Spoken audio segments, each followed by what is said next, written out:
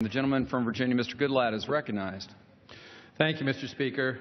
I want to thank both gentlemen from Virginia for their support of this legislation, and I rise today to urge passage of H-Con Res 138. This resolution would designate the George C. Marshall Museum and the George C. Marshall Research Library in Lexington, Virginia, as the National George C. Marshall Museum and Library. General George Catlett Marshall dedicated his life to public service, serving honorably in the United States Army as Army Chief of Staff during World War II, Special Ambassador to China, Secretary of State, and Secretary of Defense. From his Allied plan to storm the beaches of Normandy to his European economic recovery strategy known as the Marshall Plan, his leadership changed the world. The history of the United States and the global community would be a different place if not for the contributions of General Marshall. At the recommendation of former President Harry Truman, the Marshall Foundation was established in 1953. On May 23, 1954, the Marshall Museum and Library was dedicated on the post of the Virginia Military Institute, General Marshall's alma mater.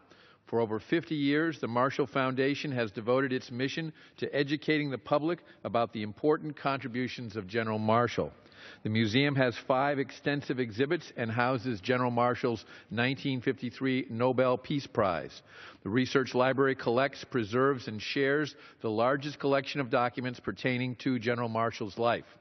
Just this year, the Marshall Foundation reached a huge milestone with the completion of the Papers of George Catlett Marshall. This project began in 1977 with the goal to create a published record of every document that General Marshall produced.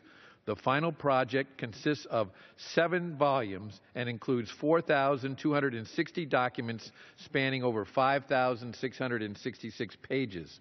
In addition to its extensive research work, the Marshall Foundation provides educational opportunities for college students and future military leaders.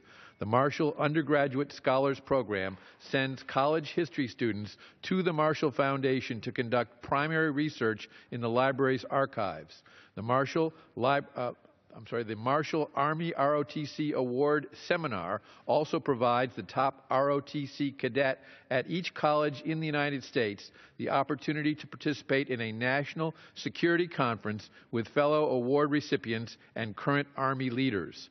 The Marshall Arnold Air Force ROTC Award Seminar provides a similar opportunity to top senior cadets at each college with an Air Force ROTC program.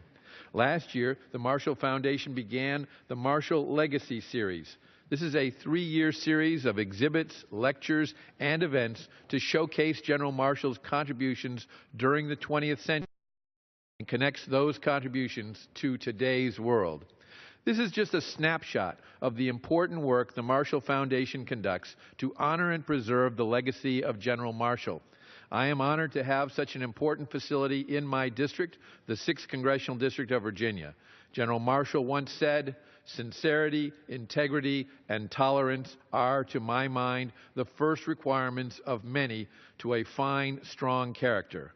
I applaud the Marshall Foundation's work in sharing Marshall's vision and character with a new generation of Americans.